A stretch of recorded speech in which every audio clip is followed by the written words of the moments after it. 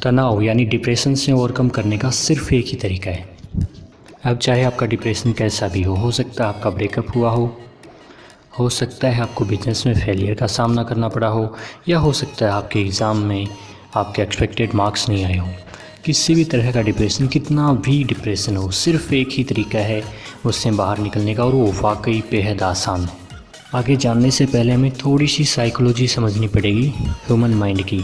दोस्तों, हम सभी के माइंड में कुछ यादें होती हैं, कुछ ख्वाब होते हैं और कुछ आदतें होती हैं, हॉबीज होती हैं। जब हमारी यादें हमें परेशान करती हैं, कोई अपना जब हमसे दूर चला जाता है और उसकी यादें हमें परेशान करती हैं, तो हम डिप्रेस्ड हो जाते हैं। या फिर कोई हमारे ख्वाब टूट जाते हैं, जैसे हमने खूब सारे ख्वाब देखे हों ज़िंदगी में, ये करना है, वो करना है, इस तरह से उसके साथ रहना है, और वो ख्वाब एक झटके में टूट जाए, तो हम एकदम से डिप्रेशन में चले जाते हैं। डिप्रेशन में हम तभी जाते हैं जब या तो हम पास्ट की यादों में खोए होते हैं या फिर फ्यूचर की कल्पनाओं के टूटने से डर रहे होते हैं। इसके सिवा डिप्रेशन में जाने का कोई दूसरा तरीका नहीं है। आप प्रेजेंट में कभी भी डिप्रेस्ड नहीं हो सकते, ये एकदम से इम्पॉसिबल है। आप इसी क्षण में अभी और यहाँ होकर कभी डिप्रेशन में नहीं जा सकते, लेकिन ये करना मुश्किल है। लोग बताते हैं कि मेडिटेशन करो, मेडिटेशन का मतलब भी यही होता है अभी और यहाँ अवेयर रहो, तो डिप्रेशन एकदम से ख़त्म हो जाएगा। हाँ, ये सही है कि मेडिटेशन करने पर आप डिप्रेशन में नहीं जा सकते, बट जब आप डिप्रेशन की स्टेट में होते हो, जब आप परेशान होते हो, तो आप मेडिटेशन कर ही नहीं सकते।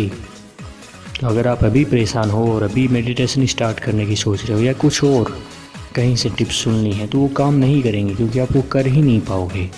इसके लिए हमें जाना पड़ेगा हॉबीज़ की तरफ। हमारे माइंड में कुछ हॉबीज़ होती हैं, कुछ आदत होती है, कुछ जुनून होता है। हर इंसान की कम से कम एक ऐसी हॉबी होती है जिसके लिए वो सब कुछ छोड़ सकता है, सब कुछ भूल सकता है।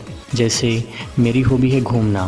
तो मैं कितना भी परेशान हूँ, कितना भी डिप्रेशन में हूँ, कोई मुझे आकर ये कह दे कि चलो हम 3-4 दिन टूर पे चल के आते हैं, तो मैं मना नहीं कर पाता। और जब मैं टूर पे होता हूँ तो मैं सब कुछ भूल जाता हूँ एकदम से, और सब कुछ, सारी दुनिया एकदम नई हो जाती है। और जब मैं वहाँ से वापस आता हूँ एकदम सब कुछ बदल चुका होता है। तो यही आपको करना है, आपकी हॉबी को ढूंढो। ऐसा मत कहना कि मेरी कोई हॉबी नहीं है, ऐसा कोई इंसान मैंने धरती पे नहीं देखा।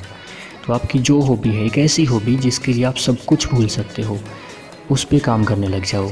जैसे आपको चित्र बनाना अच्छा लगता है, आपको गाना अच्छा लगता है, आपको नाचना अच्छा लगता है, फिर आपको खेलना अच्छा लगता है, या फिर हो सकता है आपको पढ़ना अच्छा लगता है। कुछ भी जो आपकी हॉबी है उसके पीछे पड़ जाओ, और जिससे आप परेशान हो रहे थे उसे ना तो याद करना है, ना ही उसे भुलाना है, बस जस्ट इग्नोर, एकदम से इग्नोर करो। उसकी याद आए कोई बात नहीं, अपना ध्यान फिर से अपनी हॉबी में लगा लो, अपने पैशन में लगा लो। अपने पैशन से बढ़कर कुछ भी नहीं है, और डिप्रेशन अपने आप गायब हो जाएगा, अपने आप, कुछ नहीं करना पड़ेगा। बस लगा के तो देखो मन अपनी हॉबी में, वहाँ पे ना इतने खो जाओगे आप, पता ही नहीं चलेगा।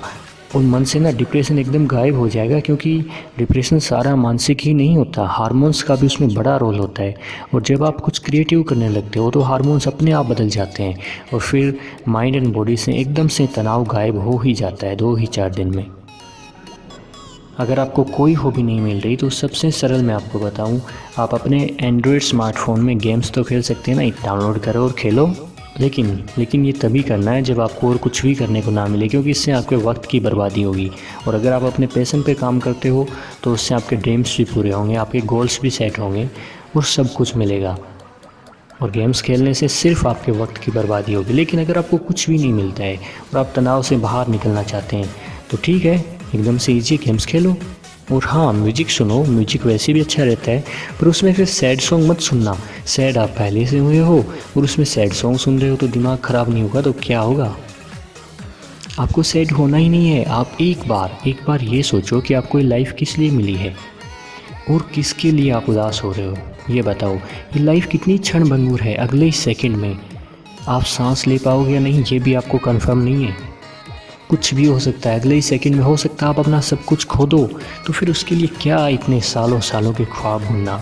पता है कि ये ख्वाब टिके किस चीज़ पे हैं, किसी चीज़ पे नहीं। हवा में ख्वाब बुनने का क्या फ़ायदा, वो तो टूटने ही है। क्यों सोचते हो इतना लंबा, किस लिए, और खो क्या रहा है आपसे। आपको ये लाइफ मिली एक गिफ्ट की तरह, फ्री मिली थी आपको लाइफ। क्या आपने कुछ ऐसा किया था जिसके कारण आपको ये लाइफ मिली? क्या आपको कुछ ऐसा याद आता है कि हमने ये किया था और इसके बदले में लाइफ हमें मिली है? नहीं, ये भगवान की गिफ्ट है, गॉड गिफ्ट। और आप उदास होकर इसका अपमान कर रहे हो।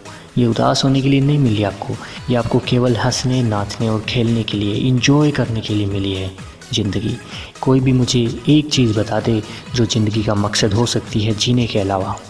कोई मकसद नहीं है इस ज़िंदगी का, सिर्फ जीना ही मकसद है, सिर्फ नाचना गाना ही मकसद है। और अगर आप ये नहीं कर रहे हो, आप अगर उदास होकर बैठे हो, तो आप उस क्रिएटर का अपमान कर रहे हो। तो जियो खुल के, अपने सपनों को जियो, अपनी लाइफ को जियो, अपने गोल्स को अचीव करो और अभी से लग जाओ अपने गोल्स में। अरे क्या डिप्रेशन, भूल जाओ, कोई डिप्रेशन है ही नहीं, डिप्रेशन नाम की कोई चीज़ ही नहीं है, बस भूल जाओ, जस्ट इग्नोर इट।